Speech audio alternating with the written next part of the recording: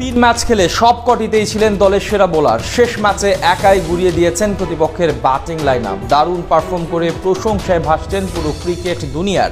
সেই সঙ্গে মন জয় করে নিয়েছে দিল্লির কোটি ভক্তের। আর তাতেই পরের মৌসুমের শুরু থেকেই ফিজকে পাওয়ার আকুতি দলটার সমর্থকদের মাঝে।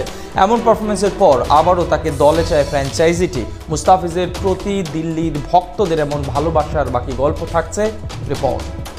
2024 সালে চেন্নাইয়ের হয়ে দারুণ পারফর্ম করার পর অনেকটাই নিশ্চিত ছিল পরের সিজনে আইপিএল এ দল পাবেন মুস্তাফিজুর রহমান। অনেকেই ধারণা করেছিলেন মহেন্দ্র সিং ধোনির দলের হয়ে আবারও ইন্ডিয়ান প্রিমিয়ার লিগ মাতাবেন কাটার মাস্টার। তবে আশ্চর্যজনকভাবে এবারের আসরে তাকে দলে ভেড়ায়নি আইপিএল এর ইতিহাসের সফলতম দলটি।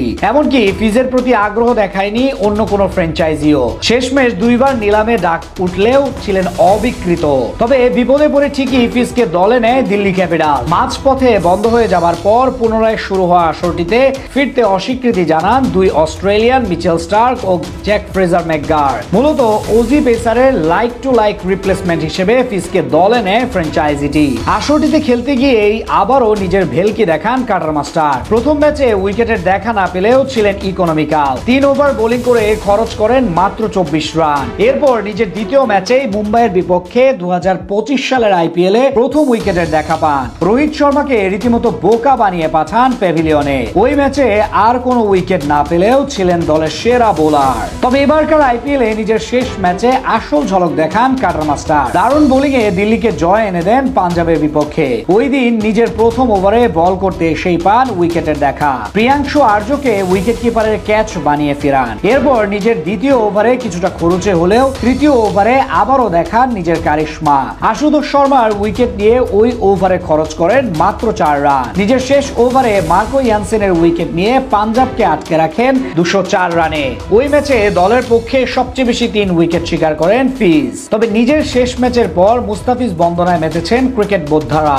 অনেকেই মনে করছেন ফিজকে নিলাম থেকে দলে না নিয়ে ভুল করেছে ফ্র্যাঞ্চাইজিগুলো। তবে তাকে আগামী মৌসুমে দলে পেতে উঠে পড়ে লাগবে দলগুলো। এমনকি আগামী মৌসুমে মুস্তাফিজকে পেতে চওড়া মূল্য হাঁকাতে হবে। তবে টাইগার পেসারকে অন্য কোনো দলে দেখতে চান না দিল্লি ভক্তরা। মুস্তাফিজকে নিয়ে দলটির ফেসবুক পোস্টের মন্তব্যে ফিজকে রেখে দেওয়ার আকুতি জানাচ্ছেন সমর্থকরা। অনেকেই মনে করেন শুরু থেকে তিনি দলে থাকলে প্লে অফের আগে বাদ পড়তে হতো না অক্ষর প্যাটেলের দলকে। যদিও ফিজকে ধরে রাখার সুযোগ নেই দিল্লি ক্যাপিটালসের, কারণ আইপিএল এর নিয়ম অনুযায়ী আসরে মাঝপথে কোনো ক্রিকেটারকে দলে নিলে ওই খেলোয়াড়কে পরবর্তী মৌসুমে ধরে রাখতে পারে না দলটি। তবে নিলাম থেকে আবারও তাকে দলে নিতে পারবে ফ্র্যাঞ্চাইজিটি। আর তাতেই স্বপ্ন পূরণ হবে দিল্লির ভক্তদের। এবারের আসরে 3টি ম্যাচ খেলেছিলেন মুস্তাফিজুর রহমান। প্রথম ম্যাচে উইকেট না পেলেও পরের 2 ম্যাচে পেয়েছেন উইকেটের দেখা। 3 ম্যাচে 7.90 ইকোনমিতে শিকার করেছেন 4 উইকেট।